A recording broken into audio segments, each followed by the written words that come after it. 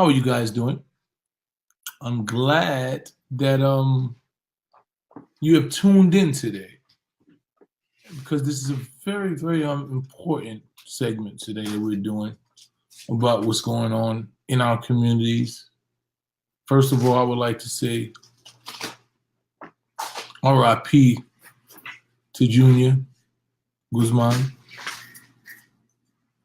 and it's not.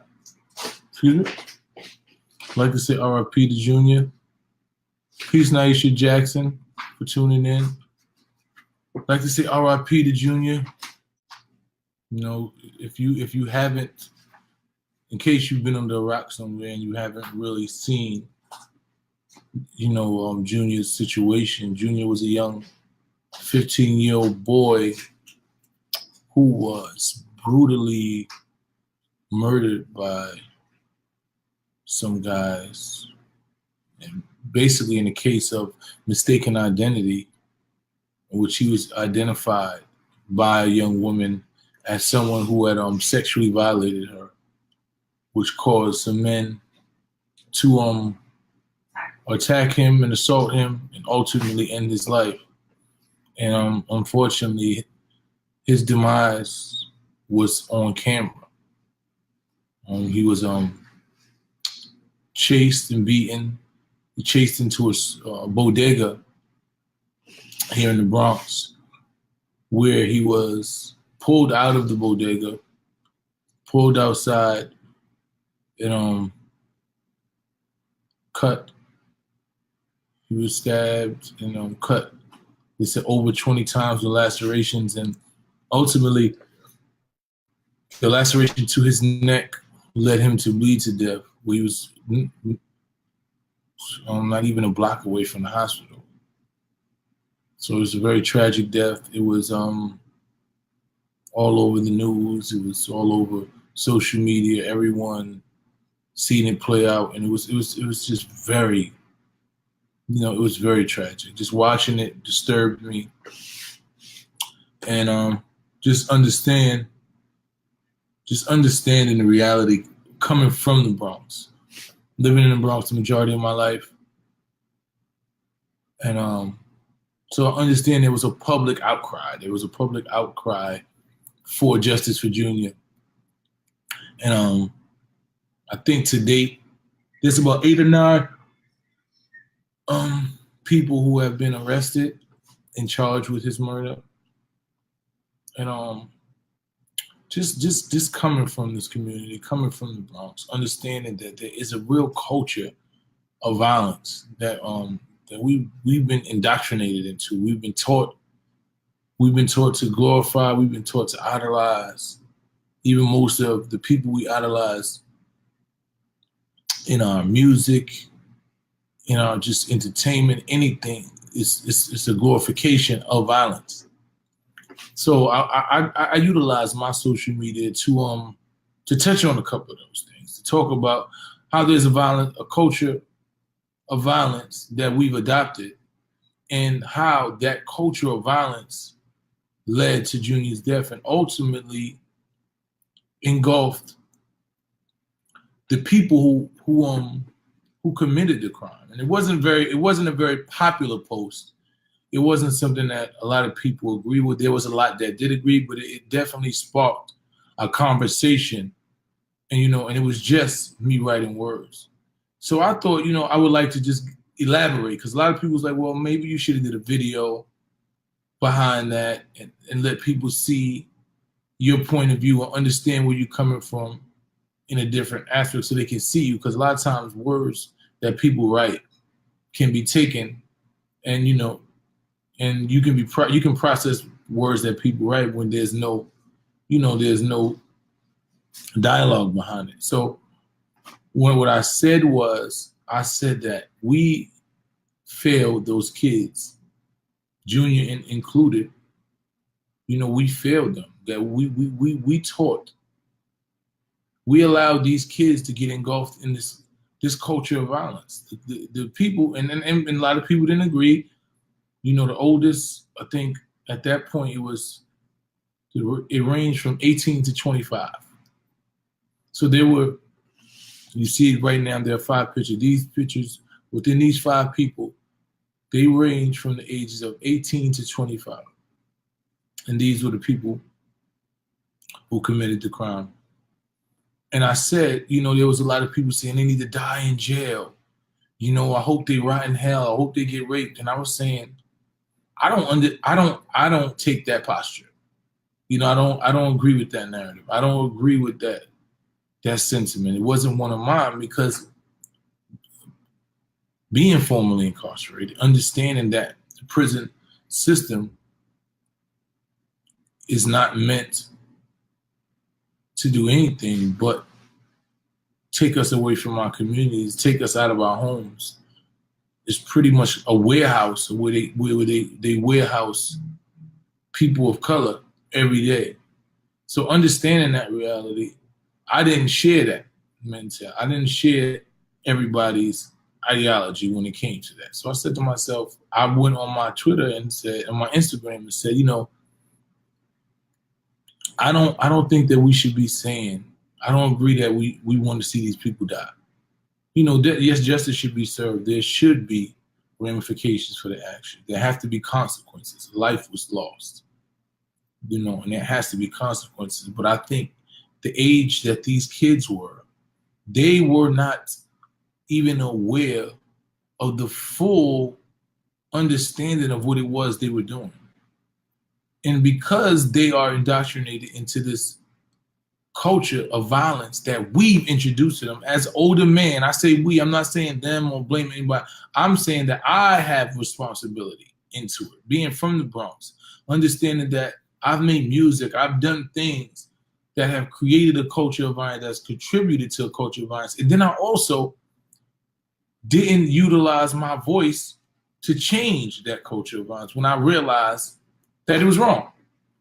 When I realized it was wrong, I wasn't going outside every day and talking to these kids.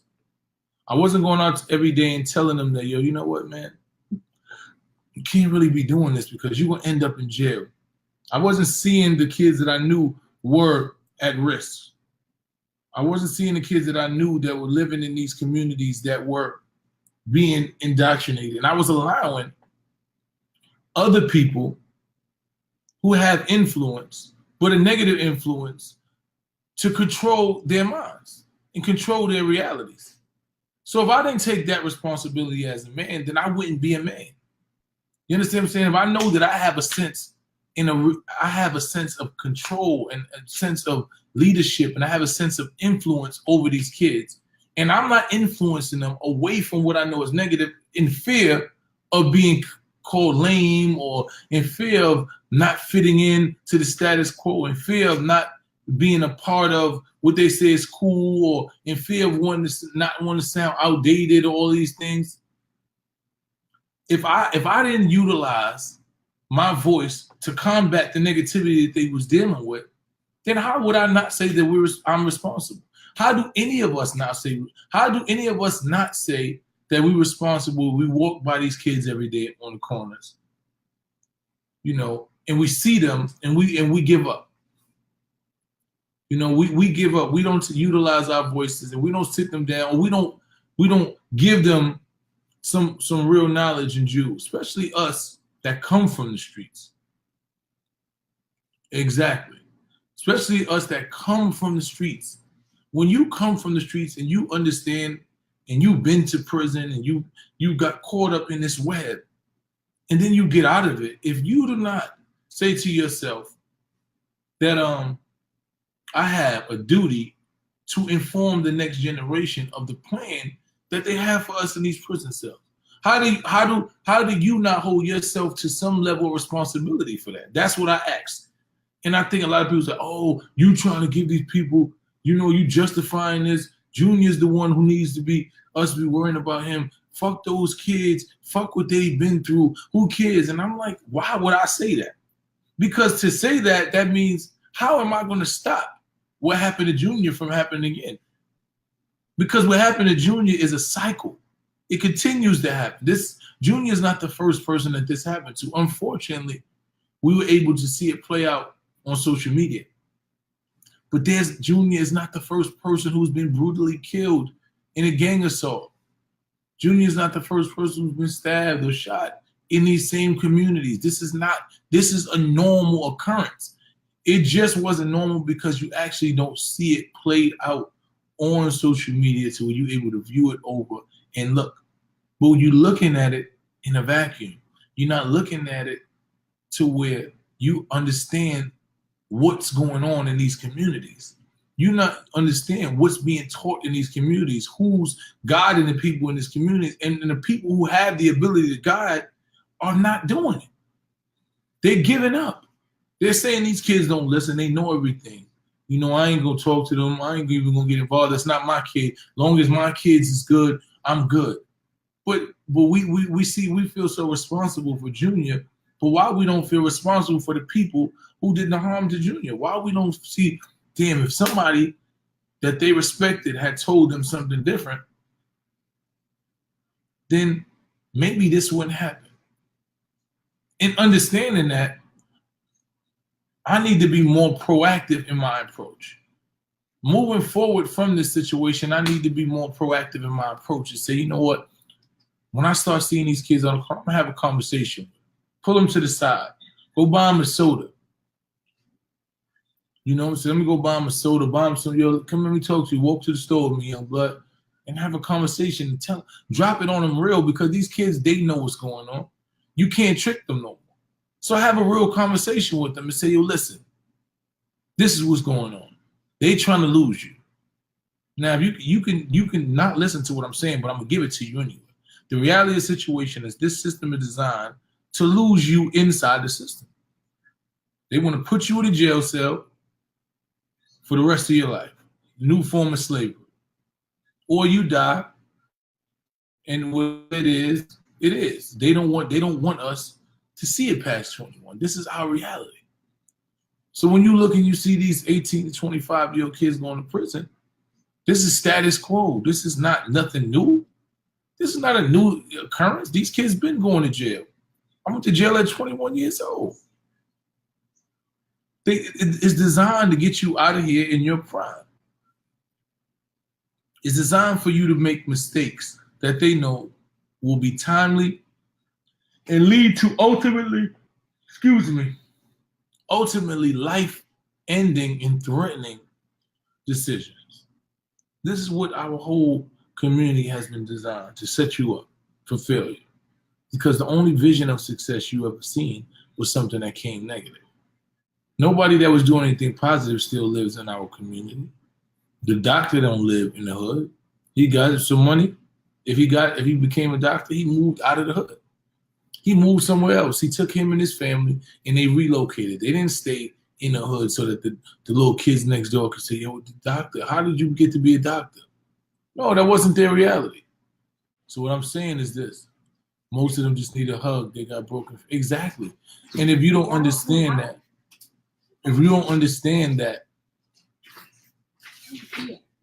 we need to give these people more of guidance. We have to be responsible for our communities. Ain't nobody gonna come save us. Ain't no Superman. Ain't nobody with a cape coming to our communities to save us. And if we don't take that initiative to save these kids, we're gonna lose them, and we're gonna keep on losing. We lost all them young boys at once.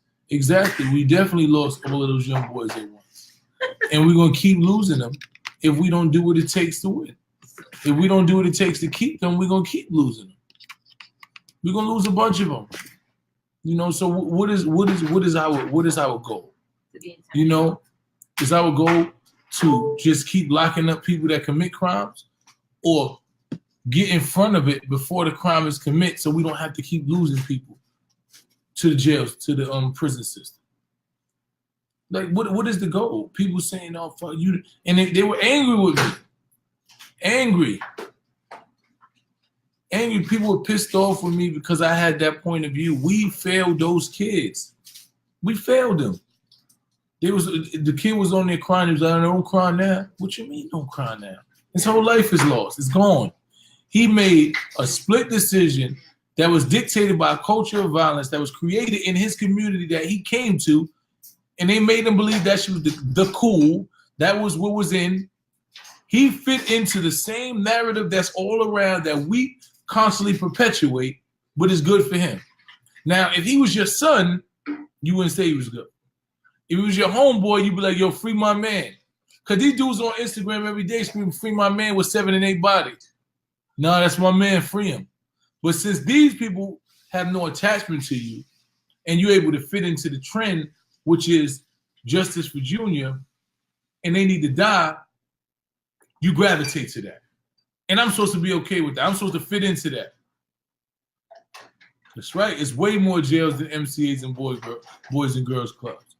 But that's what we have to create. We have to change the narrative. We know what's missing in our communities. We know why these kids are on the corners, because there's nothing else for them to do. We need to lead and protect, exactly. And we have to be proactive in our approach. We have to be very intentional in our approach, everybody. People don't want to hear the reality. People don't want to talk about when there's some accountability for them. We got to take accountability. These kids. I don't care what nobody says. 25. At 25, I was not fully aware of the long-term effects and ramifications of actions. At 21, I definitely didn't know. The shit that I did at 21, I would never do now. I wouldn't even remotely think about doing it now. And of course the parents, and we can say the parents failed, but no, because raising a child takes a village. The parents could be in the house saying everything necessary. Hey, young boy, when you go outside, boom, boom. But once you walk outside that door, once a kid walks outside that door, the community takes over. If your mother's going to work every day and she's struggling so you can survive, and she's teaching you the good word and she's telling you just do the right thing, or you got a father and mother doing the same, or you don't even have a father. Well, most of these kids don't have a father. You don't have a strong support system, a strong male role model. And you go outside and you find a male role model because he's getting some money. He's in the gang and he's the person that they looking up to and they talking about, and he's the man and this and that.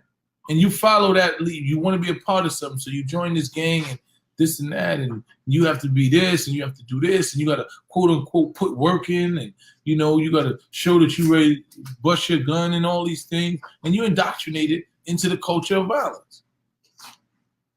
You're indoctrinated. Now parents don't know. When you come in the house, you're quiet, you ain't did much, you go in your room, you eat. Nobody knows what's going on when you leave my house. So when we say that the parents failed, they might have, or they might have not. But I give more to the community that sees them when they outside being who they are. When they outside being who they are, and us as G's, quote unquote OGs and original gangsters or whatever you're saying, however you call it, us that know what's going on, us that know the full scope of this, of the streets and what it entails and what's going on in the prison cell after you leave these streets, we have a responsibility, because we get to see that kid at his full capacity when nobody's looking, because he don't think what you doing. He don't think you paying attention to him, because we don't care no more. So most of us is just letting them do what they want to do. I had a conversation with a kid, a man, 30 years old, that told me that was arguing with a kid about he sold weed to him. That's a 12-year-old kid. And he said the kid owed him money. I said, owed you money for what? He said, he bought weed from me on credit. I said, why would you sell weed to a 12-year-old kid? And you're a grown man. How did that happen? How did it get so far to where you thought it made sense for you to put legal substance into this young boy's hand? Something that was going to deter his right to reason. Something that wasn't going to have him on. Why did you feel comfortable in that? How do we feel comfortable in giving these kids shit that we know is not the best thing for them? Advice, drugs, whatever it is. Kids, not adults, not 18 and over, but a kid that's not even able to make a conscious decision, that doesn't even know, that's just following us. How do we continue on a cycle of that? You know, like how have we moved so far from consciousness that we think shit like that is okay? That's what I'm asking myself. What have we done? How did we move from that? So then my second premise was, there was an old man who ran the bodega, who owned the bodega. If you watch the video, there's footage of the old man trying to push him off the counter. There's footage of the old man ushering him out the store, saying, "Get out." There's footage of the old man saying, "Take it outside of my store." And people are rightfully so pissed off with this old man. They want his ass thrown out. So what happens is the store is closed. They close the store down. Another unpopular opinion I have is, what did we expect from the store owner? Like, honestly, what did we expect this old 60-something-year-old man, civilian, who sees somebody come into his store? He doesn't know the situation. They jump on his counter. He doesn't do anything because he notices the boys and see that he's scared. So he tries to do what he can. These boys come into his store, looks like, quote unquote, I don't know the words, none of us can hear what we're saying, but it looks like they're threatening him and the people in the store. And ultimately, they get him from behind the counter. He goes out of the store.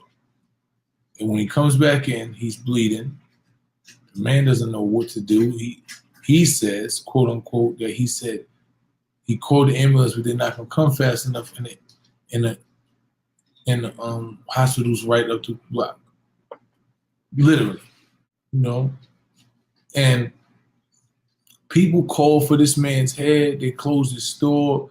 They said it's his fault. And I said, how much responsibility do you give to this old man? He's not a hero. I get it. We wish that he was. We wish that he was a modern day hero.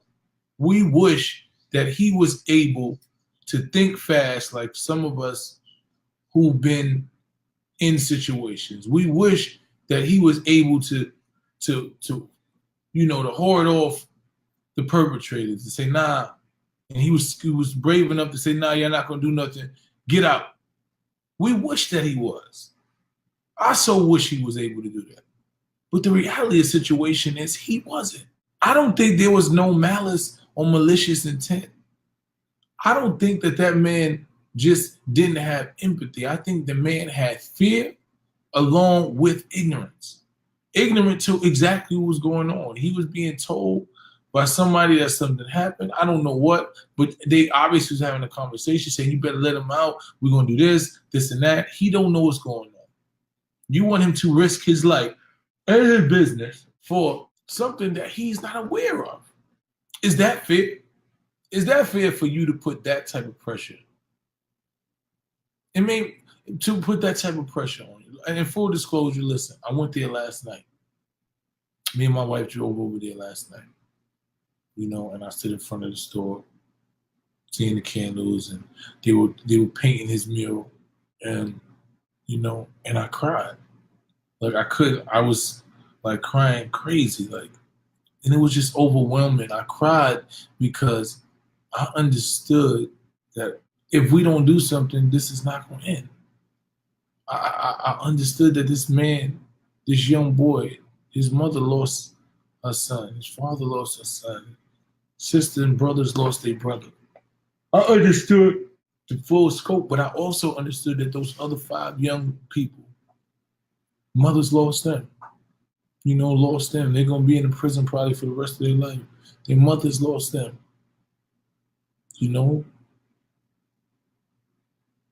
And that's something they got to live with on their conscience. We lost soldiers. We are really at war. Black and brown people in America, we are at war. And we losing soldiers every day. We losing them on our own. We're losing them in our own communities, to our own people. So what are we going to do to change the narrative of violence? What are we going to do to start making people value life? What are we going to say? What is our plan? What is the goal? Because we see this happen. Okay, so now those kids is locked up. Now what? They locked up. Is that real? Is that what justice for Junior looks like? I'm thinking that justice for Junior will be to end the culture of violence in our communities, which would make that even possible to happen.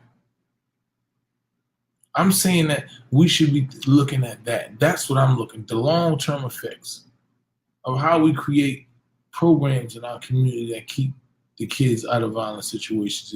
We create programs that give kids real, not just job, but career opportunities.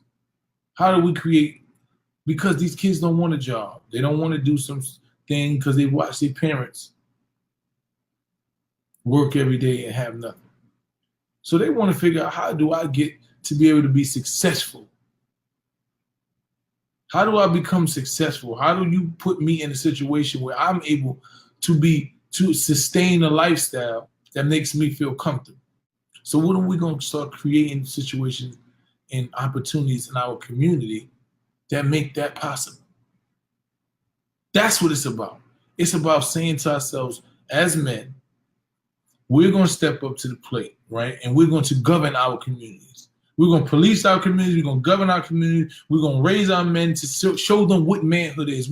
First of all, we have to retrain these young men on what manhood looks like. We have to, the principles of manhood have been grossly misstated. We have what we call, quote unquote, real is the fakest shit ever. The people we glorify in this community have done nothing but tear it down. And that's what they were taught to do. You know? So at the end of the day, that's what we have to start at. We have to start at these so-called OGs and gangsters that's bringing these kids home. All right, you bringing them home and you indoctrinate into a family. So now the game that you have, what is it? What is it supposed to do? It's about protection. It's about family. It's about financial empowerment. Okay. So what we're going to do is rebuild our community. The same authority that you have in these gangs, the same mentality that you have about blood this and family that and Crip brother and whatever all the other gangs are, utilize it for what it was originally made for. And there are examples of this. My brother Shan Duke, you know, G-Mac, they showing you through example how these gangs can be transformed into the things that protect the community. All you have to do is change the narrative. You have to change the narrative. You have to change the mentality of these kids because they've been taught wrong. They've been taught to idolize and glorify negativity.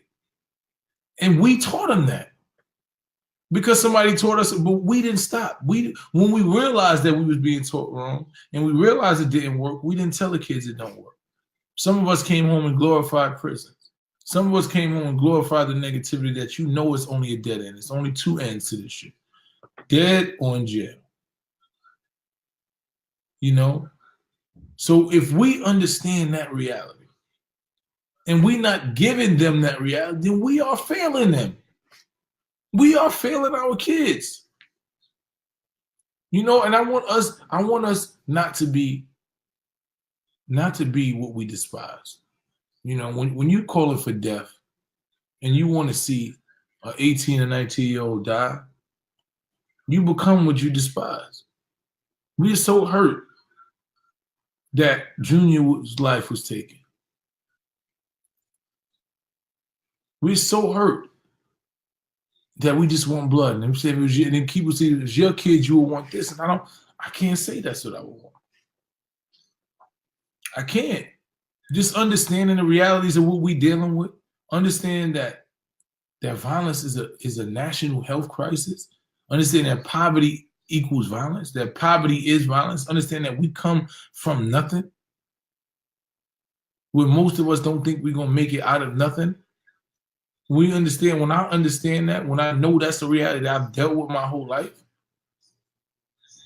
then I have to give it a different perspective. I have to look and say to myself, I don't even think those kids are have the full faculties to even deal with what they've done. So for me to wish death on them, I wish life on them. I wish them to be able to deal with their actions, to be remorseful, to have a lifetime plan to give back, to inform somebody, other young kid who's on a path that they were on why it doesn't make sense to go down that path. To tell people how they have to live with that action for the rest of their life.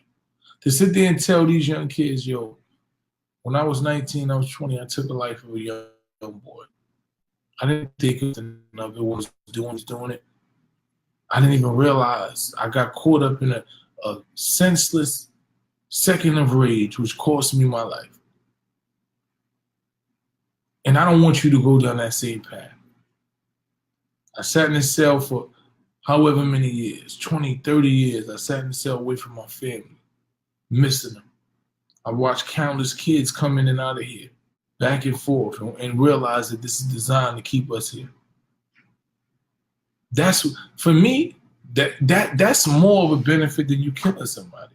That's a real line. The child who isn't embraced by the village will burn it down to feel its warmth. And that's what it comes down to. And we got to understand that. We have a responsibility to our communities. We have a responsibility to these kids. We can't just say your parents did you wrong. It's their parents ain't raised them right. No, parents might have did everything right. They probably had the best parents in the world. Probably got parents that go to work every day, and most of them are not even, they come from Dominican Republic. So the parents came here for a better life, going to work, or whatever it is they do. Could have been, I don't know. Don't get me the line. Or didn't have much education here, just came to get away, trying to figure it out every day. Got here with these kids, no father, one parent or whatever, or both parents just working, trying to survive, just make sure the kids have the things that they don't have, and they're taken care of. And while they're doing that, they being poorly influenced in the streets to where we are. We see them on these corners smoking weed and yelling and beefing and all that. And none of the OGs is pulling them to the side and saying, yo, young blood, the path you're traveling only ends one way. But instead you laughing and say, yo, shorty, you funny. Yo, I fuck with shorty, you just my little man, he a gangster. And they putting guns in their hands, and they putting knives, and they putting drugs in these kids' hands. And that's how we're dealing with our youth that are going down the wrong direction. We're not trying to take the guns out their hand. We actually the ones that's putting it in their hand. What's gangster about that? Huh? What's gangster about that? Don't scream justice for Junior and scream free Pookie that got 6 bodies.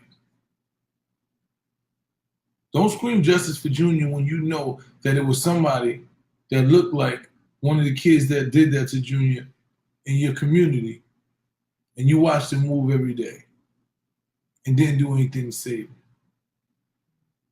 Don't scream justice for Junior if you don't really mean justice for Junior. Because for justice for Junior looks like to me, and what it looks like for you may be different. Justice for Junior to you may be these people locked up that had anything to do with his death. So cool, justice was served. Justice for Junior for me means the community is stronger and more unified. The youth are more educated and on a stronger, straighter path.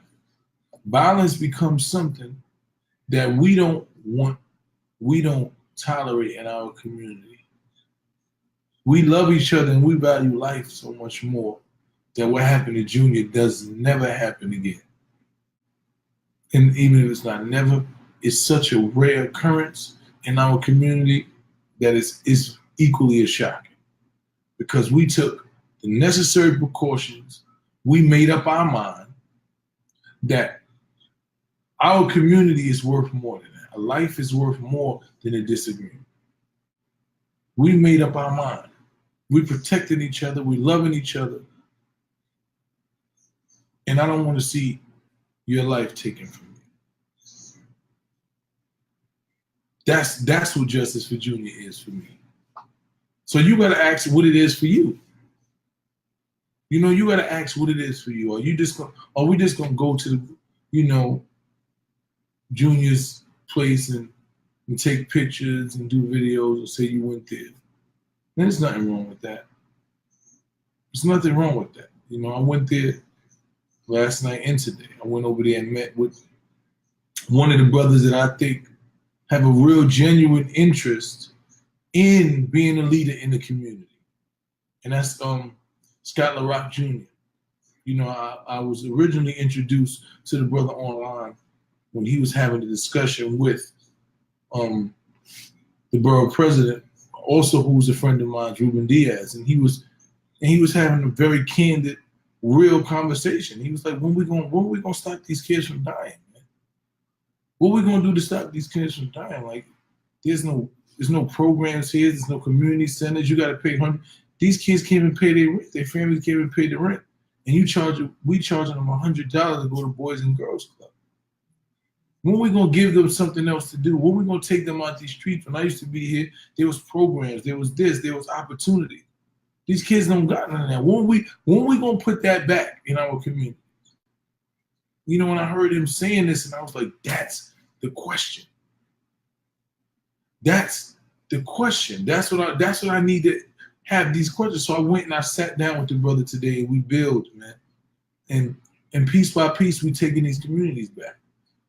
Because what we're going to do is, I'm calling on all the brothers, strong brothers in the community, and the sisters too, because we definitely need y'all.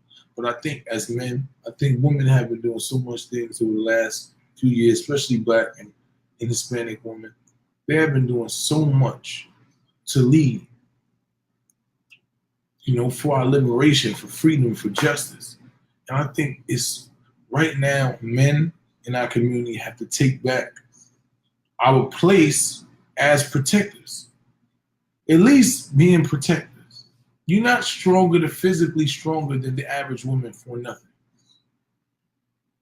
You're not able to impose your will and be able to be strong for nothing.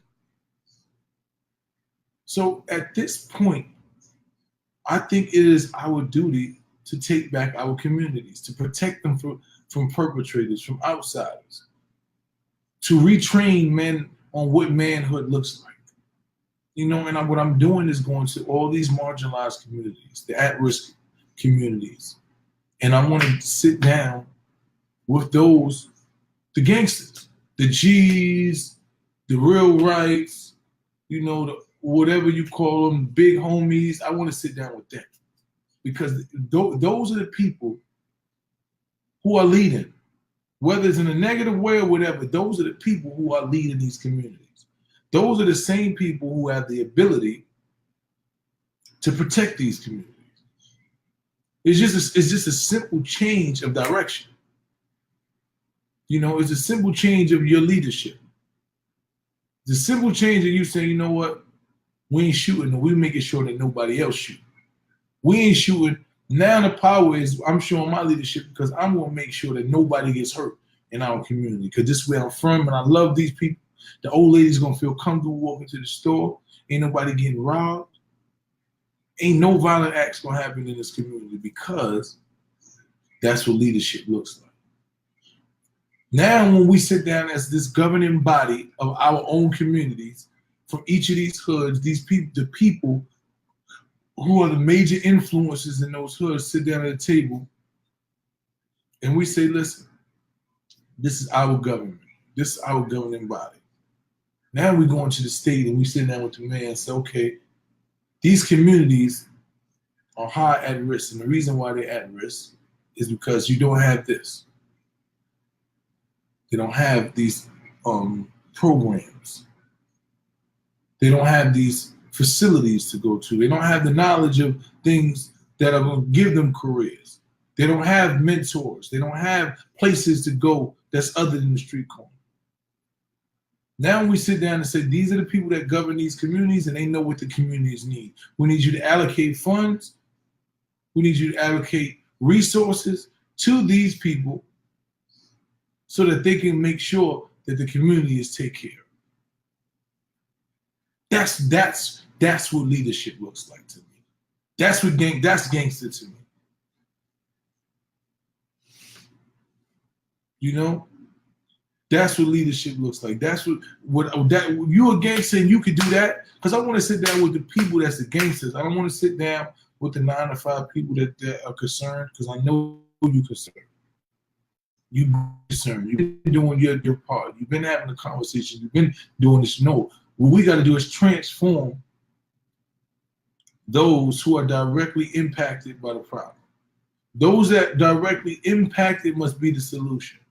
The former present gang members must change the minds of the gang. Those incarcerated and formerly incarcerated must give the knowledge to stop people from being incarcerated. Those directly impacted must be the solution. And that's what my goal is. My goal is to build with those brothers, to build with them and take back our community. And then as we can do that, our teams will consist of strong sisters in the community that also have influence.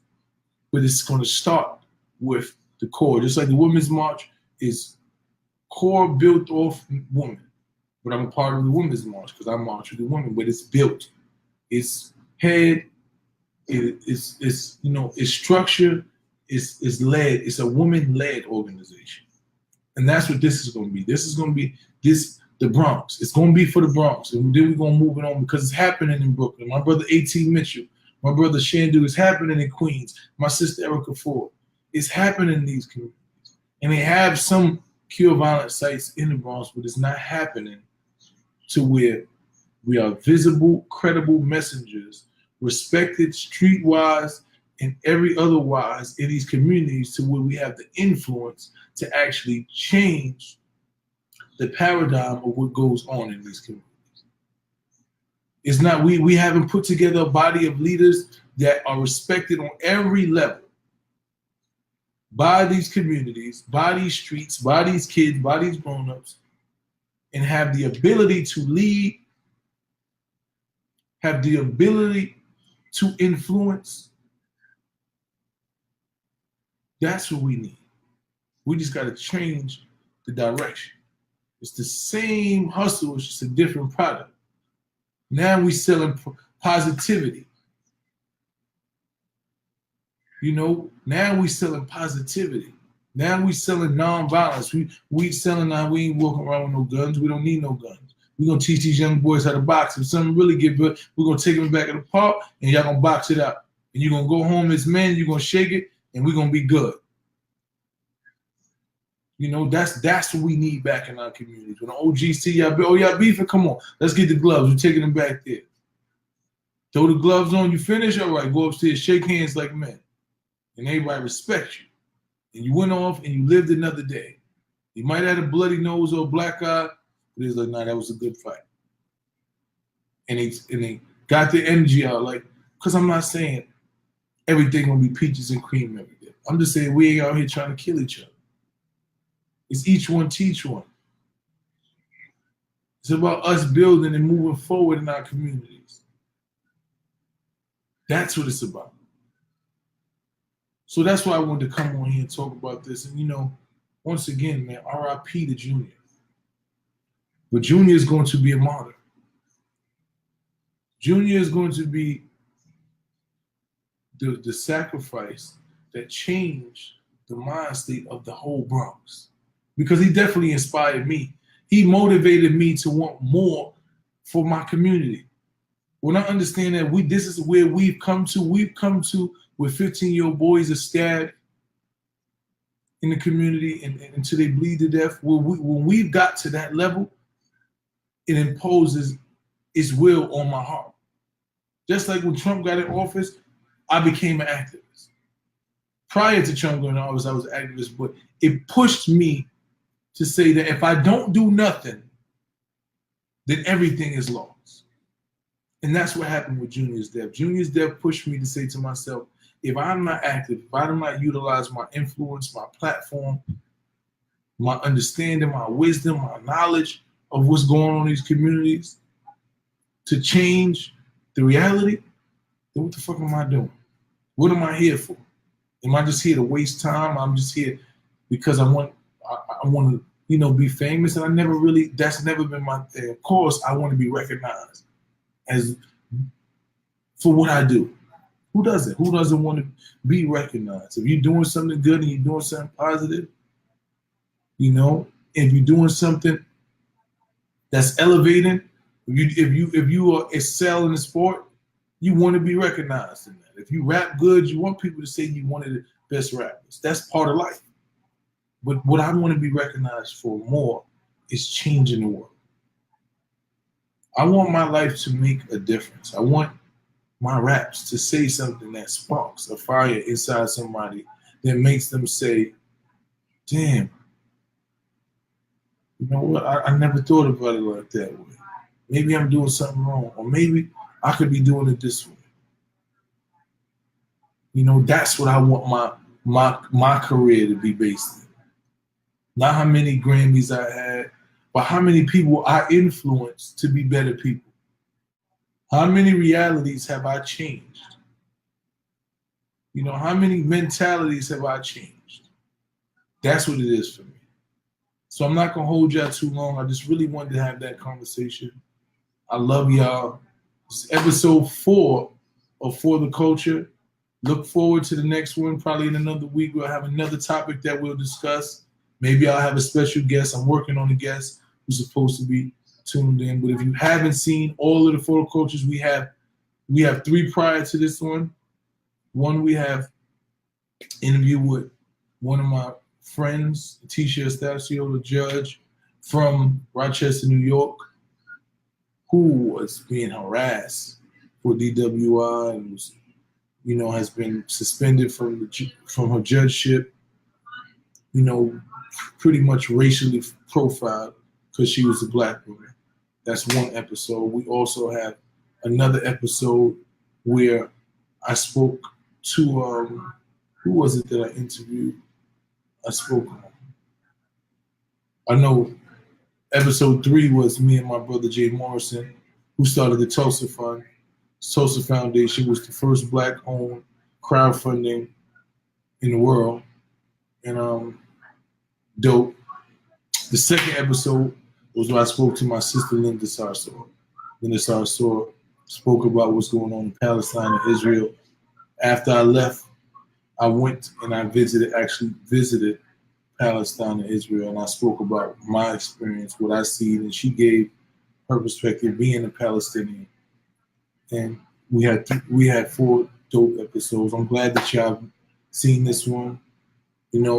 Share this. We try to make For the Culture something that's big because it speaks to our issues. It speaks to what we're dealing with. We give in-depth conversations, and I just hope that I hope what it is, you give us your feedback as you share it. Leave messages, DM me, let me know what you think we can do better, what you think we need to do more, who you want to hear from, topics you want to hear us discuss. Please share this on your social media. Share it on all your social media. Everybody tell a friend and tell a friend to tune in for the culture, because that's what it is. It's for me, it's for the culture, man. I am motivated. It's about authenticity. It's about respect. It's about inspiration. It's about justice. It's not conforming to anything. It's about hip-hop. Shout out to HipHopSuccessTV for presenting it and giving me this platform. I appreciate y'all. But I will see y'all real soon, and find your purpose. Because when you find your purpose in life, you'll never work one day. So